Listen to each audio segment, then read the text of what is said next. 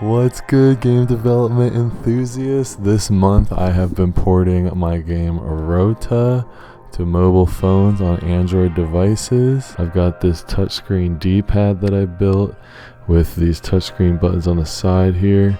We can change the margin to make it closer or make it closer on the Y dimension as well. Walking around a little bit, there is the zoom button up there next to the pause menu. When you enter the pause menu, it takes away your zoom button and it swaps out the hands and feet icon right there. The main menu will also hide the menu button. Honestly, I want to show off some block puzzles. I can use cheat codes. Up, down, left, right, BA, start. Don't tell anyone that cheat code. That's between you and me. And let's go take a look at the first puzzle in the cactus world.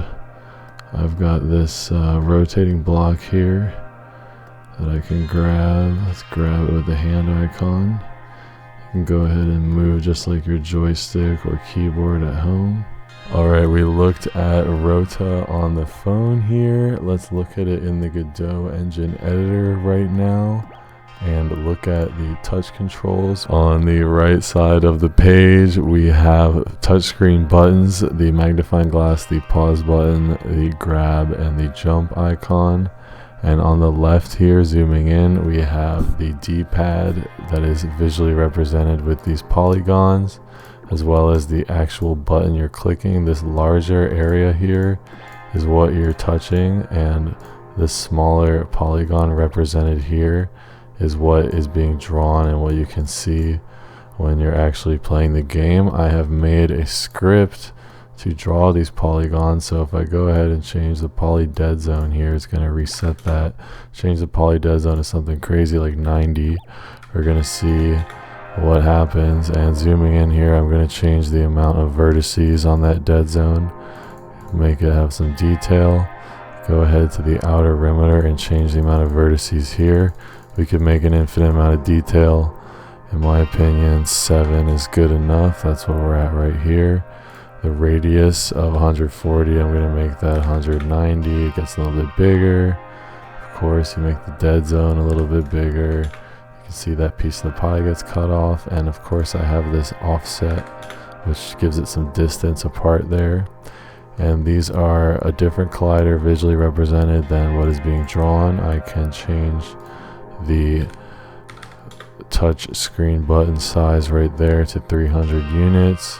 I can change the dead zone of that touchscreen button to be a little bit bigger. I can do everything with the detail the same way I was before. Let's go ahead and put everything back in place here. That's pretty much the touchscreen. It is a canvas layer with a control node, and this control node is anchored to the entire screen. You can change the margin here, and that's what we're changing on both sides when we're offsetting the margin X and margin Y in the editor. Inside this control node, I have a HBox left, which is an HBox container moving things to the left containing the D-pad. There's HBox right, the buttons for the jump and grab. And of course, HBox top containing the magnifying glass and pause button. They're pretty simple. You can hide or show whatever is being displayed, and it will reorder the contents in a cozy and easy way. I like the standard sorting practices in Godot. They have all these control nodes that are different container types, and they move around your control nodes easily using, of course, this is Godot 3.6. I believe it's a lot easier in 4.0. I'm hope to figure that out as I do more in that engine. Looking at my notes here, I have changing controls and releasing actions, and looking at the code for the touchscreen. When you are changing from the menu to gameplay, it will change your inputs, and it's change which inputs are assigned to the touchscreen buttons. I had an issue where changing what button was assigned, if you had a button held down, it would never release that button. So if you had like left held down, and it would change from one action set to the next. When you resumed gameplay and exited the menu, it would still be holding left even if your finger wasn't on the screen.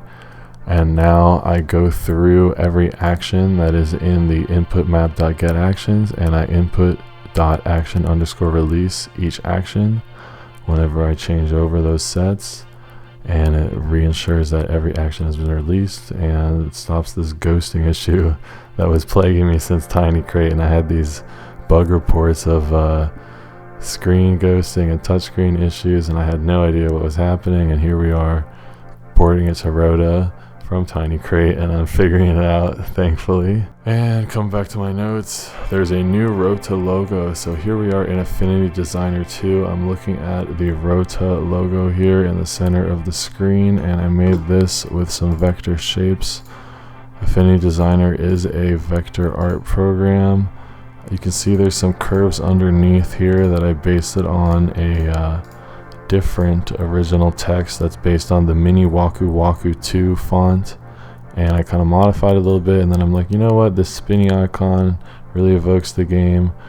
I want there to just be an up arrow for the A, because that's a common motif in the gameplay, and then make this nice little curved R here. It's just accentuates the gameplay, in my opinion. You're going around the corner, this R turns the corner, and it's symmetrical.